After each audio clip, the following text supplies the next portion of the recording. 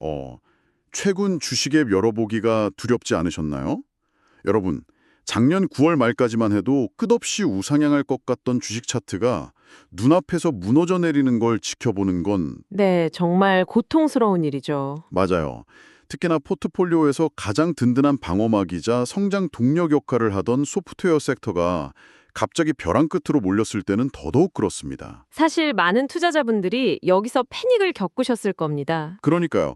아이쉐어스 확장 기술 소프트웨어 섹터 ETF, 이 거대한 펀드가 작년 9월 말 최고점인 약 117달러에서 최근 80달러 부근까지 무려 31%나 폭락했습니다. 31%면 거의 시장의 주도주가 하루아침에 애물단주로 전락해버린 엄청난 충격이거든요. 네, 단순한 숫자의 하락이 아니죠. 계속되는 하락세 속에서 수많은 분석가들이 지금이 바닥이다, 저점 매수 기회다 외쳤지만 시장은 번번이 그 지지선들을 뚫고 더 깊은 수렁으로 주가를 끌어내렸습니다. 하지만 여러분, 지금 당장 손절매 버튼을 누르기엔 조금 이릅니다. 오, 그렇다면 뭔가 다른 움직임이 있다는 건가요? 네, 왜냐하면 바로 지금 이 끝없는 추락의 한복판에서 단기적으로 매우 의미 있는 반등이 일어날 수 있다는 결코 무시할 수 없는 강력한 신호들이 곳곳에서 포착되고 있기 때문입니다. 강력한 반등 신호요. 좋습니다. 오늘 이 깊이 있는 탐구의 시간을 통해 우리는 이 31% 폭락의 장막 뒤에 숨겨진 진짜 구조적 원인을 파헤치고 왜 지금이 투자 여정에 있어 결정적인 변곡점이 될 수 있는지 철저하게 분석해 보겠습니다. 네, 아주 중요한 시간이 될 것 같네요. 자, 하나씩 파헤쳐보죠. 도대체 무엇이 그 잘 나가던 마진율 80%를 자랑하던 소프트웨어 주식들을 이토록 무참하게 끌어내린 걸까요? 일상적인 시장 조정을 목격하고 있는 게 아니라는 사실입니다. 일상적인 조정이 아니다. 네, 우리는 지금 거대한 패러다임의 변화, 말 그대로 소프트웨어 산업의 근간이 흔들리는 지각 변동의 한가운데 서 있습니다. 이 31%라는 폭락의 기저에는 인공지능의 부상이라는 매우 근본적이고 파괴적인 원인이 자리 잡고 있죠. 인공지능, 그러니까 AI 기술의 발전이 기존 소프트웨어 시장을 흔들고 있다는 말씀이시군요. 구체적으로 말하자면 엔스로픽이나 오픈 AI 같은 기업들이 내놓은 최첨단 AI 기술이 기존 소프트웨어 시장의 비즈니스 모델 자체를 무용지물로 만들지도 모른다는 공포감이 시장을 지배하고 있는 겁니다. 과거의 소프트웨어 생태계를 한번 생각해 보시죠. 과거라면 회계 처리나 고객 데이터 분석, 인사관리 같은 특정 업무를 위해서 그렇죠. 기업들은 각각 고도로 특화된 수십 개의 전문 사스, 즉 서비스형 소프트웨어들을 각각 구독해야만 했습니다. 맞아요. 부서마다 쓰는 프로그램이 다르고 그 프로그램들을 또 통합하는 데 또 다른 소프트웨어를 썼으니까요. 완전히 복잡한 구조였죠. 그런데 이제는 맥락을 이해하는 아주 똑똑한 AI 모델 하나, 혹은 강력한 프롬프트 인터페이스 하나가 그 모든 특화된 작업들을 전부 대체할 가능성이 커진 겁니다. 기업 입장에서는 굳이 비싼 구독료를 내면서 수십 개 소프트웨어를 따로 쓸 이유가 완전히 사라지는 셈이네요. 바로 그 지점입니다. 이것은 단순히 더 빠르고 좋은 새로운 경쟁자가 나타난 게 아닙니다.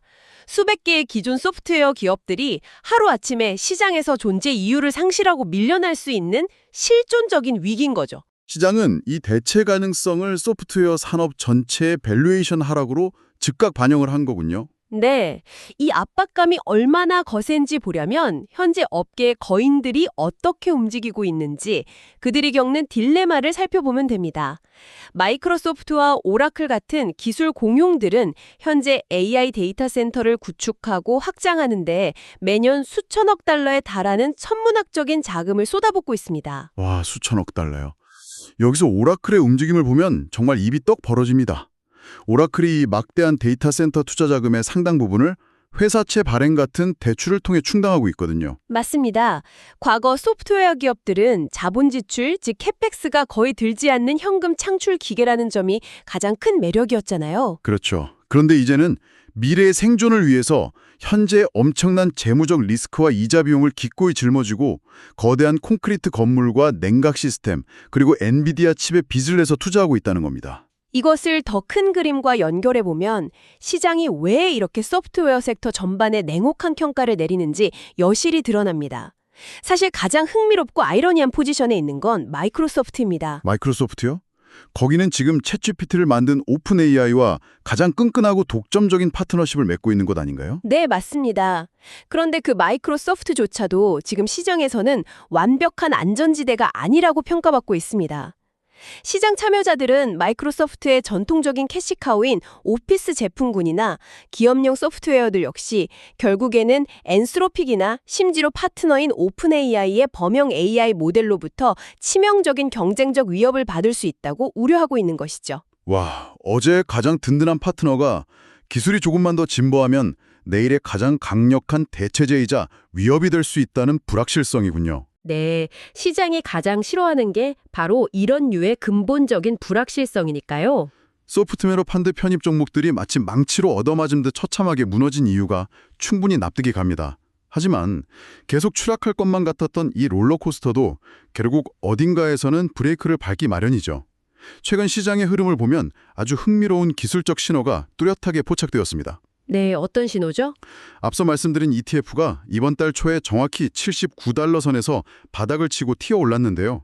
이 79달러라는 숫자는 단순히 차트상의 우연이 아니지 않습니까? 아, 네. 차트의 흐름과 투자자들의 심리를 분석하는 트레이더들에게 이 79달러 부근은 매우 강력한 의미를 지니는 구간입니다.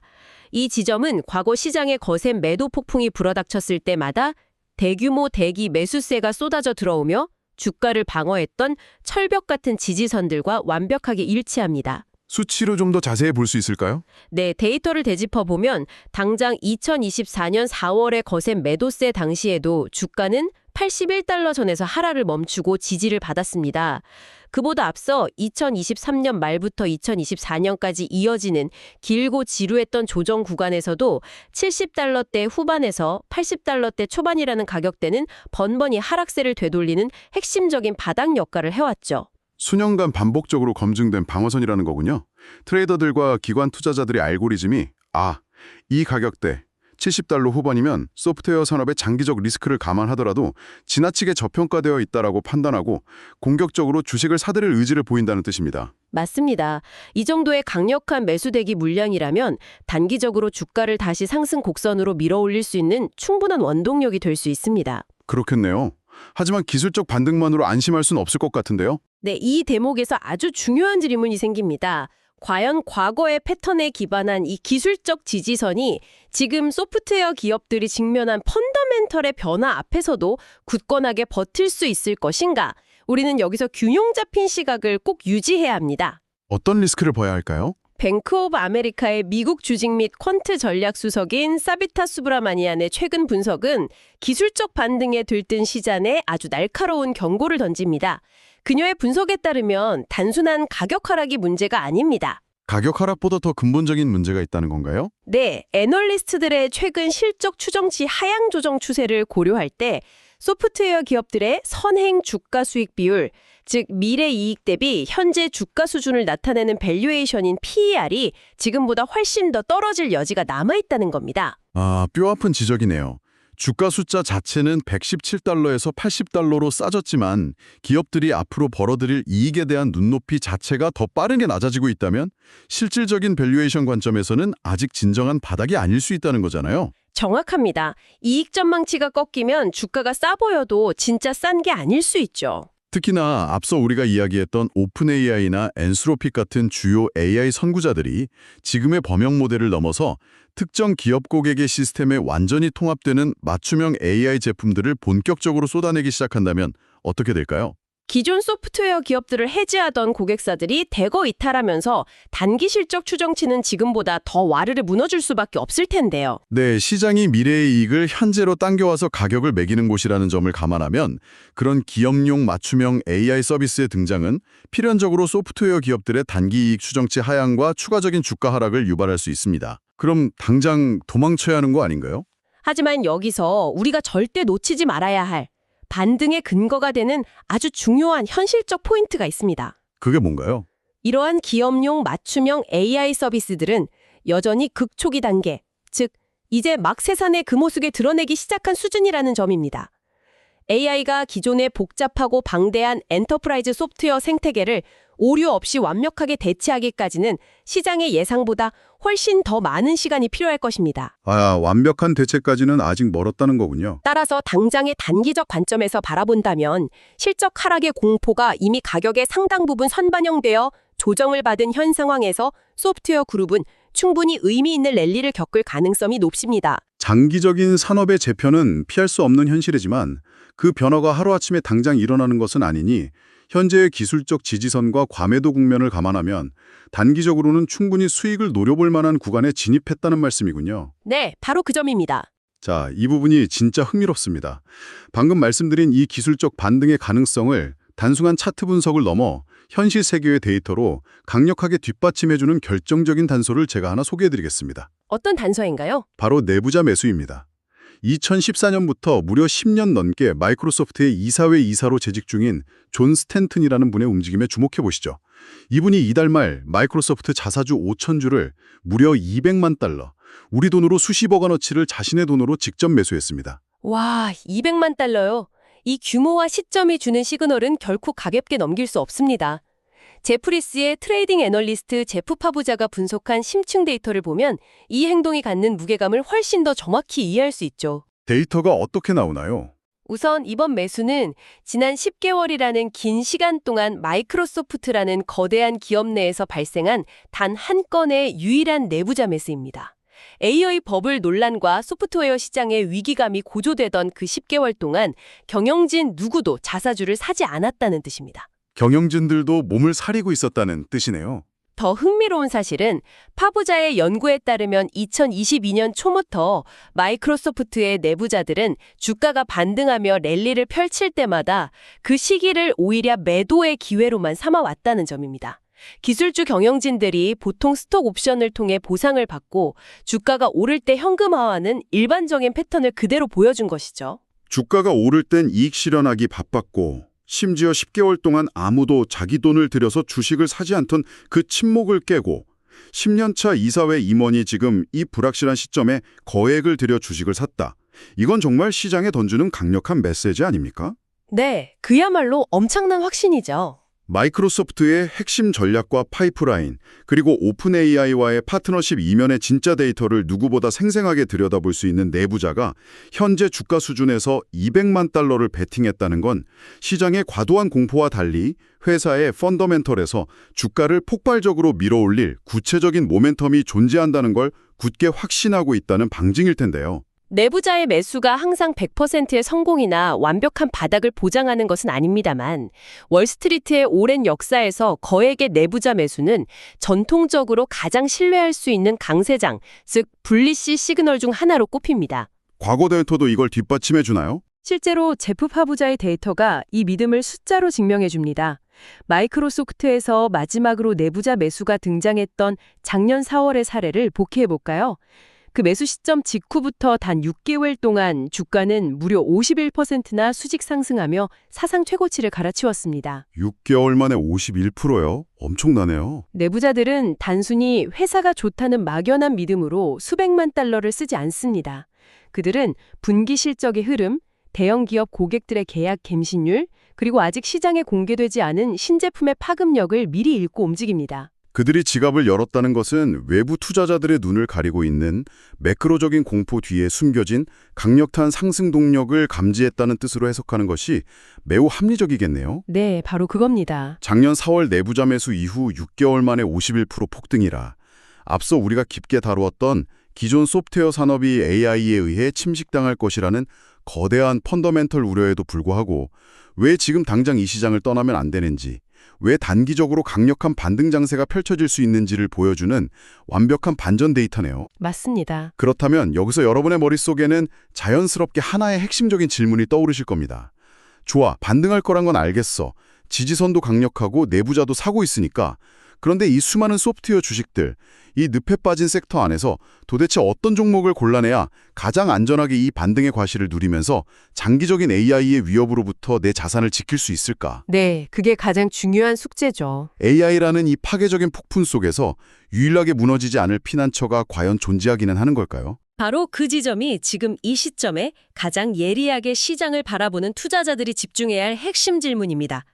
시장은 언제나 냉정하게 산업의 미래를 재평가하고 결국 AI의 무차별적인 공격과 파괴적인 위협으로부터 근본적인 면역력을 가진 특별한 하위 섹터를 찾아내어 프리미엄을 부여할 것입니다. 면역력을 가진 섹터라 어딘가요, 거기가?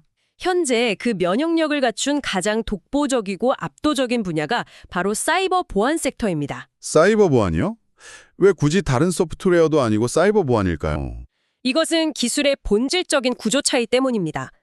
일반적인 회계나 문서 작성 소프트웨어와 달리 현대 기업의 사이버 보안 기술 구조는 상상을 초월할 정도로 상호 의존적이고 복잡하게 얽혀 있습니다.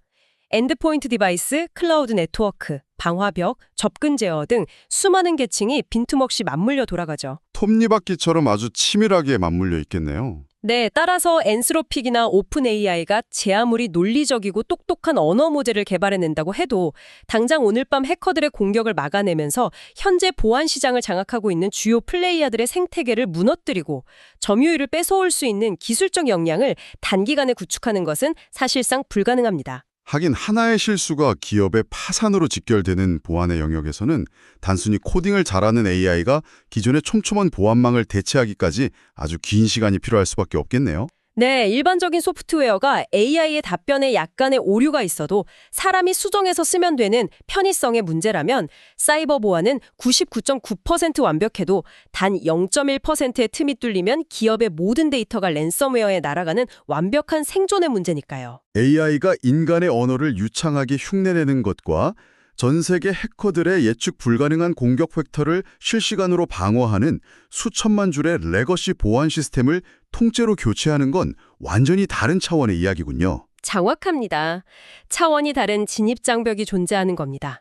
그렇다면 이 강력한 해자를 가진 사이버 보안 섹터 안에서도 어떤 종목들에 집중해야 할까요? 이 부분에 대해서는 트리바리에이트 리서치의 설립자인 아담 파커의 날카로운 리포트 코멘트를 직접 인용하는 것이 가장 통찰력 있는 답변이 될 것입니다. 그는 현재 시장에서 방향을 잃은 투자자들에게 이렇게 조언했습니다. 어떻게 조언했나요? 만약 이 혼란스러운 시기에 소프트웨어 종목을 포트폴리오에 새롭게 추가하고 싶다면 차라리 팔로알토 네트워크스, 포티넷, 시놉시스처럼 빠르게 성장하고 있는 값비싼 종목을 추가하십시오.